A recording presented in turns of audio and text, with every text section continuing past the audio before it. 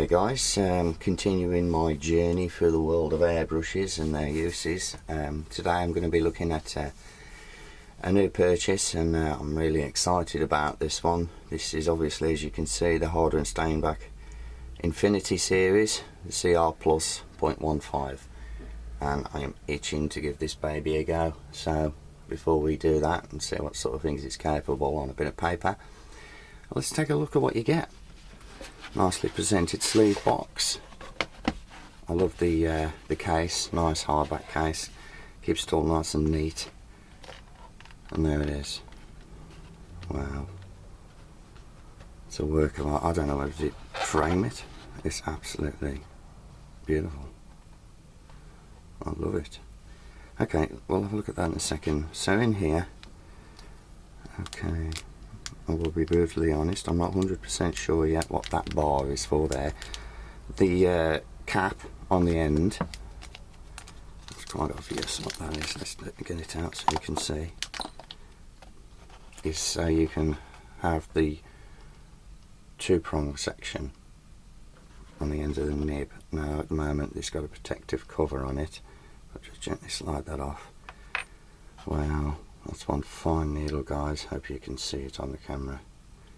And these just push on. Yeah, there you go. Lovely. I like to see the needle personally when I'm airbrushing as well, so I prefer this two prongs like thing. But what I'm going to do is, just for the moment, I'm going to tease that off, and because I'm clumsy git, I'm going to put the protective cover back on, because I really don't want to knock that needle while I'm showing you guys. So let's move that out of the way, just briefly, so we can place it down, and I'll have a closer look, guys. Hopefully I will not lose my focus. There we go. Alright then. Features to note. Well, for a start off, the triple coating of the chrome really shows on this model. I'm really impressed with it. Things to note, like I say, there's a dial at the back here which turns and is numbered and marked. That is your paint volume adjuster, I believe they call it. Let me just check. Okay, you can't find it. Yeah, basically as you turn this in and out, it will decrease the distance, as you can see by looking in the middle, how far back your trigger will go, and ultimately, as you know, that's how much paint will be released. Another really cool thing on the back of here is what they call the quick fix. There's a button there that you press. I'm not 100% sure what that does yet. I'm presuming if there's an issue with paint flow, it will do something. Or, let me just check, guys. This tension spring here, obviously, once again, is for your desired tension, basically, when you pull back the trigger. Incidentally, the whole mechanism that I'm very much used to is totally different in this model, and I've got to say, that is mega smooth. That's absolutely beautiful, that is.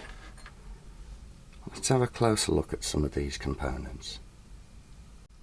Okay, so I've just stripped it down to as much as what basic use will really require, and there's nothing too scary about this model. Features to note. Okay, so what I've done, I've removed the front cone stroke nib, and there you go, guys, it nearly fell out then. Let me just show you. There it is. Okay, it sits in that housing there. And what I've done is, I'll just put that down a minute, I've released the locking nut for the needle and pulled the needle right back so it's not in any interference at all. I'm going to screw that back on, make sure that the threads locate. Okay, and your finger tight, guys, no tools required. The Plus and a lot of the other ranges as well also have interchangeable cups, which is fantastic. They just screw on very neatly. There we go, finger tight once again, and of course you've got the cap. Beautiful.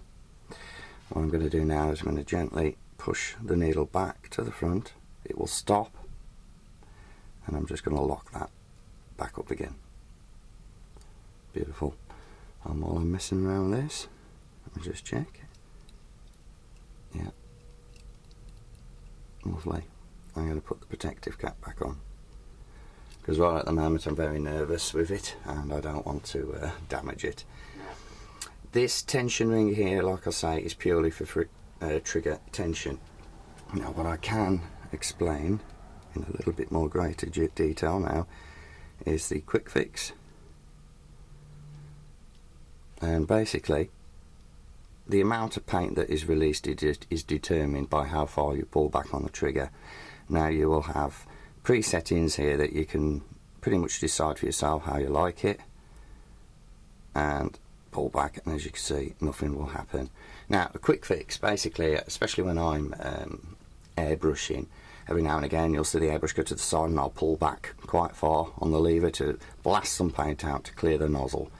And what you can do, obviously, once you've got your own tension and paint limiter in place, is you're only going to be able to blast so much. So what you do is you pull out, you'll hear a little click, and that will then release your setting, and you'll be able to push straight back and blast that paint out. And then just a simple push and you're back to your original setting. Really cool. I love the way that does that. I think it's excellent. Overall, it's an absolutely beautiful brush to look at, especially. And another thing that I think is really nice touch is they're all individually numbered as well. This one's number 1852.